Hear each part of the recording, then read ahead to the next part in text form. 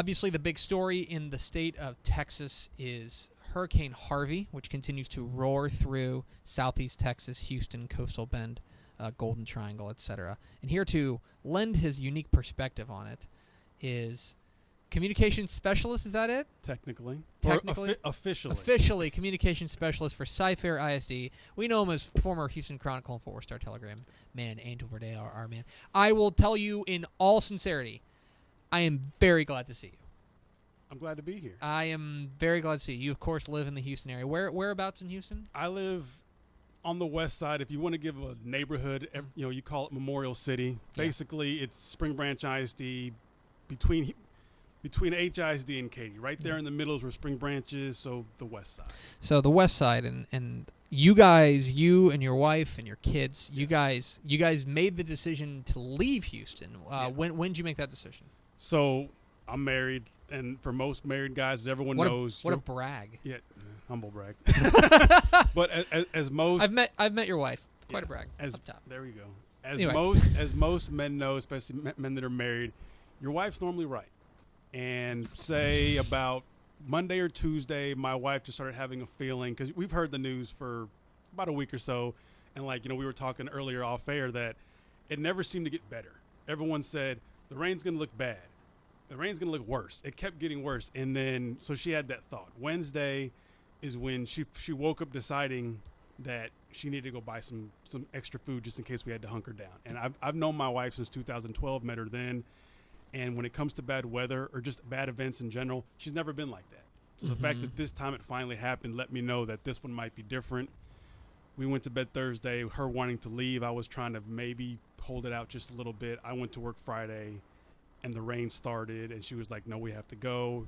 They let us off work at Cy-Fair. They called it 4 o'clock, got home, packed up, and left.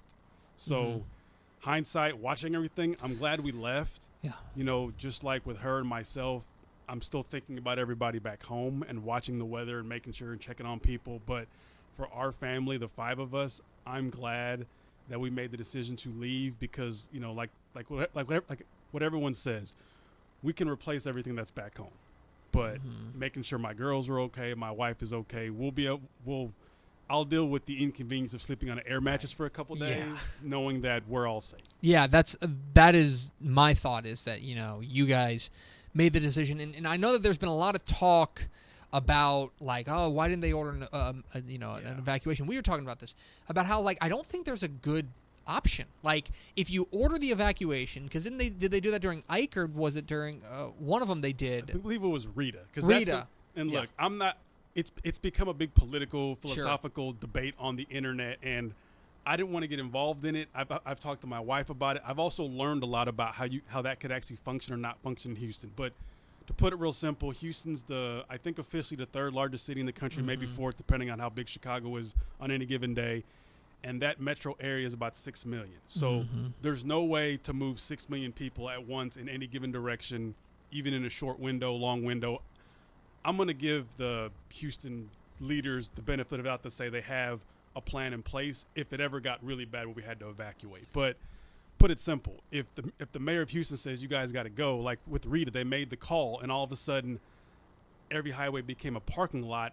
And then when the rains came, or even before then, that's you're when in your car. People died on the highways. They didn't die because of the hurricane, and that's what they wanted to avoid. And for the most part, from everything we've read, most of the problems have been because people went out into the water after that first wave. The first wave came Friday night, Saturday morning, and then it cleared, and everybody wanted to go out and see what's going on. And that's when people started driving into high water. There's already been about 4 or 5 confirmed deaths. So, if everybody would have left, all the highways became rivers, and you don't want a parking lot of a highway all of a sudden turn into a river of drowning cars. You don't want that. And it's the crazy part, but most people are defending the decision, and yes, I'm glad that we made our call, but I think for the sake of most people who wrote it out in their houses, the vast majority made the right call by staying put. I was going to say, I want to play a little devil's advocate here, because again, I am extremely glad you're here. I'm very glad to see you.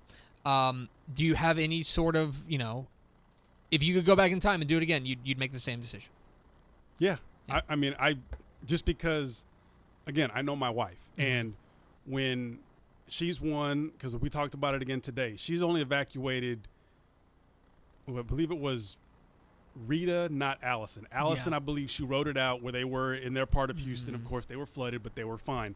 In Rita, she left to come to Commerce to go to her brother's house. But that's the only other time. Every time it's been, we just ride it out. We just ride it out. So, again, you have a gut, and everyone knows you just trust your gut. And when her gut said it was time to go, then we left. And yes, truth be told, our area of Houston is probably a lot better than other parts. We're not. I don't live in the area where you're seeing pictures of highways that are completely covered in water. Like, we don't live anywhere near downtown. Because if you look at those pictures, downtown, especially the highways around it, they look bad. That Maryland area, there are some rough parts. I don't live anywhere near 45 South, that Dickinson. I'm praying for everyone down there. Jeez. But it just wasn't worth it. And again, I'm okay knowing that we made that call. We do it again. If we can't get back for a couple more days, if I come back and my couch is wet, okay, I'll deal with that when we get there. Yeah. But we took both. Right. We took both cars. Max is sitting over here producing. We're going to start a Kickstarter for his couch. There we go. We'll start a Kickstarter for his couch. He's Angel Verdejo of Cy-Fair ISD, formerly Houston Chronicle, here on Texas Football Today. 90999. Text Harvey to 90999 to donate $10 to the American Red Cross. It is literally the least you can do. It's $10. Don't spend it on whatever. I don't know what you get for just $10. whatever one fast food meal. Whatever you get for $10 instead. And it was so stupid easy to do it, so you have no excuse. Go do it and help your Texas brothers and sisters. I want to ask you, as a Houston guy, you guys are now up in Commerce, is that right? That's what you're staying with some family in Commerce. Little country A out there. A little bit. The funny thing is, when I listen to my wife talk to her brother, and again, he's lived in Commerce for a long time, so he's picked up some of that East Texas drawl. And again, my wife, not born in Houston, but basically raised there, she doesn't have it, so she thinks he's really country. And again, to him, it's what you know. But you gotta love that East Texas drawl. Yeah, it's something else. Now, I want to ask you about watching like news coverage, because I'm sure I know you've been on Twitter, so you've seen pictures and stuff like that. I'm sure you've watched CNN or Fox or MSNBC, whatever. Watched the news coverage. As a Houston guy, what's going through your mind? No, it's hard to watch, and I think it's anyone for any event. I mean, everyone who has any connections to Houston, not just if you live there, we're all watching it. Just like every major event, you're always watching. Like, being back up in this Metroplex. Of course, I went to college up here. I went to UTA, started my career up here.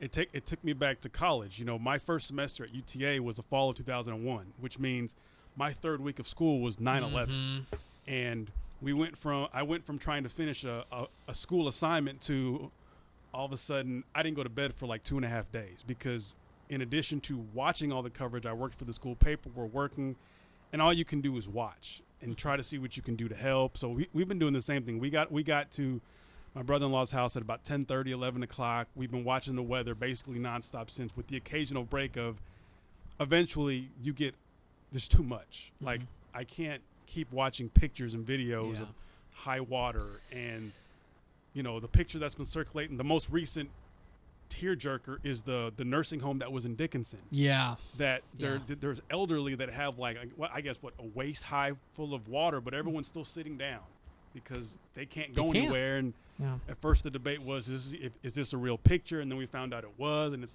we're trying to figure out how we can get those people out of there. And thankfully they were all rescued, but it's been hard to watch. But I can't look away because, again, I know I'm connected to not just friends, but coworkers, former coworkers, all these high school coaches and players and teachers that I know and I've known since I moved down there in 2012. So I'm hoping everyone is safe.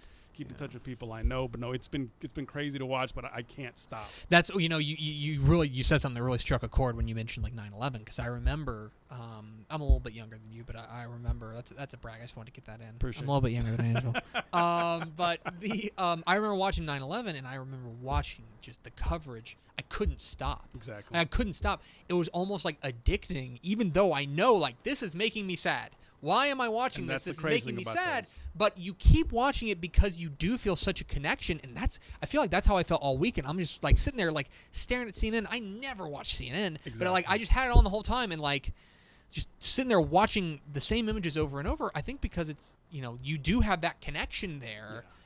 even if you're, it's especially more, it's a special connection for you. It's a connection for us as Texans. I think it's a connection for everyone as Americans, and then around the world, probably connection for people just as citizens of Earth. Yeah, and even though it's the small detail of what it's the start of high school football, and we know college football started last weekend, and we know that's sort of the very minor part of this entire discussion, but because of high school football and high school sports in general, or just high school in general, we're all connected. So you guys, especially up here, us down in Houston, we all know somebody, a coach, a player, an athletic director, a trainer that's somehow affected. So we're always keeping an eye, and we're hoping for the best for somebody. My brothers-in-law in Commerce, I have other ones back home in Killeen. Everyone's checking in for me. I've done the same. I mean, when I've lived in Houston and it snowed up here, or just rains another part of Texas, you're always checking for somebody, and that's how a lot of people have been this weekend. And I'm glad to see that. Despite the crazy world that we live in, people are always helping, and there's been some great images of that story. So that's the good thing that's come out of this. He's Angel Verdejo of Cy-Fair ISD here on Texas Football Today. #TF today. 90999 text to Harvey to 90999 to donate $10 to the American Red Cross to help with the Houston area. Now you mentioned another thing, and I think that people, like, for example, I got, and I really appreciate the sentiment, but I got like some messages from people asking if I was okay. Like with the flooding, like they're watching People forget how big Texas is. I got them, and I was like, oh, like that's very sweet. I'm 400 miles away. Like I'm closer to like, I don't know, Kansas City than I am to Houston. I don't know if that's true, but it feels right. It's the funny part about life, and I'll admit I'm sort of the same way. For example, I have two friends that live in Virginia. They live basically Richmond and Virginia Beach. One of my friends who's in the Navy. Once those riots started, my immediate thought is just to check on them. And my friend who lives in Richmond texts me back, yeah, I'm good. We're about 150 miles away. Yeah. Okay, just checking. So, yes, to answer your point, people forget that Texas is huge. Yeah, they do. And so I want to look at this. Can I? But on a side note, we do appreciate the thought. Yes, it was like I felt people are checking. That's a good thing. I didn't want to be a jerk and say like, oh, like no, I'm okay. Mainly like it's not even raining here. You know what I mean? But like, okay, for example, we are. Let's see. I want to close this thing, and I want to see how, like, where we are. Like, we're closer to like Little Rock than we are to Houston. I appreciate it, but it's very odd. And you mentioned something very interesting. And I think that there's a lot of people out there who, if they haven't been to Houston or they're from a different part of the state and they're not necessarily realize it, is that this is such a huge sprawl of this city that, like, when people say, "Oh, wow, the flooding in Houston is really bad," it is, but there are some parts that are way worse than others. Even, again, we talked about how big Texas is. Like you mentioned, Houston is huge. Yeah. The first hour of my 4.5-hour trip to Commerce was getting out of greater Houston. So, yes, the area of Houston is bad right now, but there are some parts of Houston that are worse, and you may just not know specifically because everyone just says Houston. But, for example, the part down closer to the coast, going down I-45, Galveston, Lamarck, Texas City, Dickinson, because you're closer to the water. And then once you get up closer to actual Houston, and again, I've learned this all just in the last couple of days. You sort of know, but you have to learn a lot more. Houston's a city of just bayous. There's a couple of creeks and a lot of bayous that get all that water down to the coast. Well, if you live by one of those bayous, you don't have to be near the coast to have water next to your house. And some of that's been coming up. There's 2 big reservoirs that are west of Houston. We live pretty close to one.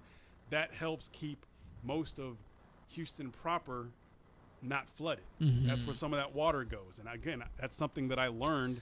Right. That they built that years ago to help prevent that. And that's been, again, what we talk about these debates that have been coming up on Twitter, one being the evacuation. The other part is, and this is one of the things I learned last night, Houston's growing. More people are moving to Houston all the time. They want to buy houses. We're building houses. Well, for every X number of houses we're building in concrete slabs, you're taking away of all that greenery that could soak up rainwater and overflow. So, yes, I work there. Cy-Fair ISD is now the 3rd largest school district in the state behind Houston and Dallas. It's bigger than Austin and Fort Worth, even though... Oh, I didn't realize that. Yes, the 3rd largest school district is Cy-Fair ISD. Look at that. You're off the clock and you're doing your job. Man, that's great. I'm always on the clock. Somehow. Even when I was a newspaper guy, you're always working. But because of that, it's growing. Think about it. I mean, they just opened their 12th high school. 10, 11 years ago, they had 5. So half that school district was just greenery, just land. It was nothing.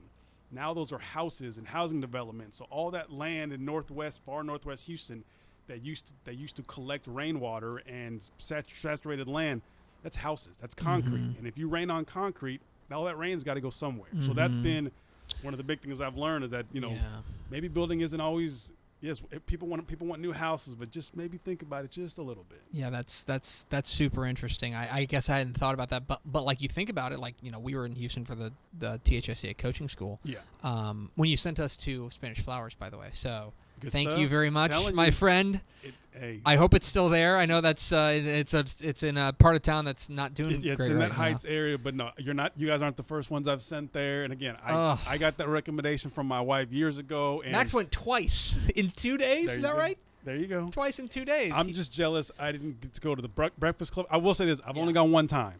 To the Breakfast Club? Yes, and the reason I went that one time is it was like on a Tuesday, in the middle of. It was after the breakfast rush. We did something like that with Coleman. Because you have to go off hour because I've driven by that thing many a times, and that line is unreal. Yeah, it is. It was worth it. I'll tell you that. But one thing that I said yesterday, and I'll say again today, is that look, Texas high school football. This is a football show, and we're going to talk football and stuff at some point. And this has been a good conversation about Houston, but. One thing is that I'm really glad that whenever things do sort themselves out down there, and when the rain stops, and when everybody's safe, and we can get back to some semblance of normal, I'm glad that high school football is going to be there. I'm glad it's going to be there for the communities down there, because you talk about something that is such it can be a healing kind of come together moment. It's a way to forget about your troubles for 3 hours and have a good time. I'm glad that that's going to be there at some point. Whenever it is back, and there are some places, we were talking about Dickinson, we know in Rockport and a few other areas that are particularly hard hit, that it's going to be a while. But when football is ready to come back, I'm glad it's going to be there for those communities, because it feels like they're going to need it. Yes, I mean, and it's. I guess you hate to say it was good timing that it happened now. It's never good timing. It's never good timing. The best time for this to happen is never. Exactly. But to your point, it will be good when football gets going again, because, yes, I've learned to appreciate and respect all high school sports. I've covered all of them. But none rally communities like football does, because it does it in sheer numbers. Again, you'll have great basketball powerhouses that can turn thousands of people into the Alamo Dome. Used to be the Irwin Center. Baseball teams will have their great runs, and they'll bring fans. But only football is the only sport where you can take an entire town and get them going on the same page. Yeah. So once we get going again, and once all these towns in the Coastal Bend, Victoria, and the greater Corpus Christi, and greater Houston, you'll be able to get not just students, but staff, faculty, alumni, just neighbors. They'll be able to get out on a Friday or Thursday or Saturday, and they'll be able to feel good, like you said, just for a couple hours. Yes, we've had problems Monday through Thursday. We're having to rebuild. We're having to fill out insurance forms. But for this Friday night, we can rally around the community of Lamarck or Dickinson and feel good about what we're doing. And I am looking forward to that part. Just because, we've all been there with our high schools, and we know what it means to be a part of that community. Now, did you go to Killeen High or Shoemaker? No, not Shoemaker. Oh, whoa! Well, wow! No. You got an offended look on your face. Like, I don't say it to be offensive. I didn't go to Shoemaker, you monster. Okay, well, look. A, I went to Killeen High. Okay. B, the reason I answered it like that, Shoemaker didn't exist when I was in high school. So that's part. So I'm dating myself. I'm dating you even more. So.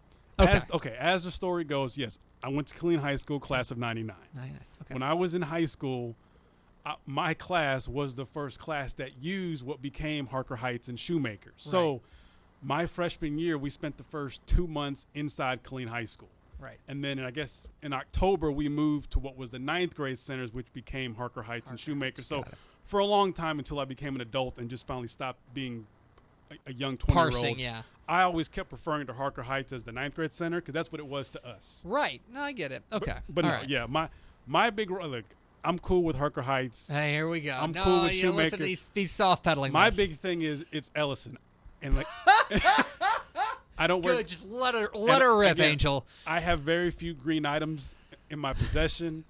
The ones I have now are mainly because my youngest daughter goes to Stratford, which is green. Ooh, yeah. So tough. she's always made a point to tell me that you got to wear green all the time, and I'm like, I can't do it. My rival's green. Yeah, it's tough. But my older two went to Houston Reagan, which is now Houston Heights. They wore maroon just like Colleen. I was cool with that. So when they graduated, I wore plenty of maroon. So, yes, I told her when she graduates, I will be head to toe. Somehow, if it's a tie, shirt, I will have green on, even though, yes, the rivalry that is, which is funny because my brother-in-law coaches at Ellis. Oh, my gosh. So it's I didn't expect this to get this deal. I was just kind of asking a question, and all of a sudden. To answer your question, we're getting proud Colleen High alum, but, yeah, I got a deal with schools across town. All right, now you do. I'm going to make you talk about work for 1 second before we let you go. You are an employee of Cy-Fair ISD now. Yes. Give me your 17-6A overview. Give me something to. I'm excited about the district when it comes to football. Just because of football. all the districts in Houston, that's the one that no one really can predict. You know, yes, Cy Ranch has become this monster. They have this long district winning streak, but even then, like going into this year, I don't think Cy Ranch is the automatic number one. They had to replace a lot. You know, you have the constant in Cy-Fair that even when you think they're having a down year, they play great defense and they run the ball. That's a perfect recipe of consistent winning. Yep. And then you have the wild cards of great players. You know, Houston has the Houston Touchdown Club did its preseason team. 4 of the guys were from Cy-Fair. One of them, Leon O'Neal, he goes to Cy Springs. And I know Adam Coleman's been one who's been sort of saying this team is the team that's going to finally break through. They can score. Yep. They can score in bunches. And they have talent. And they might be the team, almost like a Cy Creek, because they can score. That might just shake some things up. Until we go into it, yes, Cy Ranch is going to be the king on top until someone knocks them down. But because of the way Cy-Fair is, because they're so big of a district, I think there's 6. So I look at that and I think that district goes legit 6 quality teams, real quality teams deep, and that'll sound disrespectful to teams like Cy Falls, but like Ranch, Cy-Fair, Langham Creek, Cy Creek, Ridge, and Springs. I look at those 6 and I'm like, yeah, all of them real quality. And let's not forget that there's some other squads down there, maybe what you would call the bottom of the table, that are dangerous, that can play spoiler any week. I think in a lot of respects because these coaches know each other so well. I think that's a huge part of it. The coaching tree in Cy-Fair, so the assistant AD, Kirk Eaton, the former head coach at Cy Falls, the Cy Falls they're all over the place. So Coach Radfield, who's now the head coach at Bridgeland, former head coach at Cy Falls, took them to state in 06. 4 or 5 of his assistants are either head coaches now or going to be. I mean, so Cy Falls, Langham Creek, I think Cy Park. I mean, it's all Cy Falls. Yeah, they all know each other. So when you know each other, it makes things a lot more interesting. Yeah. And this is the district of all that I've covered down there and seen that you're going to have the upset. You're going to have – they've had the last most second wins and losses I've seen. I'm talking about shootouts, and the running joke down there is everyone except for Cy-Fair is not really playing defense. It's like the Big 12. But it makes it more interesting because you're going to have a team like Cy Falls, for example. Everyone sort of has them on the outside looking in. Cy Falls is going to win some games, and Cy Falls is going to be in the picture somehow. They may be vying for that 4 spot. They may be pushing higher up, or even like a Cy Woods, because it happens every year. And, yes, we all know about Cy-Fair. We all know about Cy Ranch, but I'm telling you, there's going to be a game it's deep, that you're not going to see it coming, and it always happens. I mean, do I have this right? Yeah, so at Dave Campbell's Texas Football, we have Creek make it the playoffs, and they didn't last year. Yeah. And, we have Cy Ridge. Presently, we have Cy Ridge, who made a quarterfinal. Yes. Missing the playoffs right now. Now, we'll see how this all works out, and predictions are like something else. But, I think that does speak to the depth of the district, and it's wild. It's a dogfight every week, whether if it's Cy Ranch, who's predicted to finish first, versus Cy Lakes, who's predicted to finish last. It'll still be a dogfight. Yes. And it's part of what It's going to make your job pretty fun. Yeah, and that's the best part because, again, in covering most of Houston, most other districts, number 1 and 2, you normally can kind of write mainly in pencil, sometimes even in pen. Mm-hmm. But this is the one that you can't. So I'm going to be glad to get to see some of that in a front row and get a front row seat to it. He's Angel Verdejo at Verdejo on Twitter. Follow him and do it for Angel. Text Harvey to 90999. He gets the money. It's for his couch. 90. Come on, no, we'll find out if it's for my couch here in a couple of days. Yeah, exactly. Well, we appreciate you taking a little bit of time to chat with us, and as I said off the top, very glad you guys are safe, and I'm very glad you guys are okay. And regardless of how your things are, I hope your things are okay. But you guys are the most important things, and I'm glad that you guys are safe. So I appreciate it, and again, keep all of Houston in your prayers, because again, it's the crazy part is just when we think we're done, it's the rain keeps coming. Absolutely. Angel Verdejo, appreciate it, man.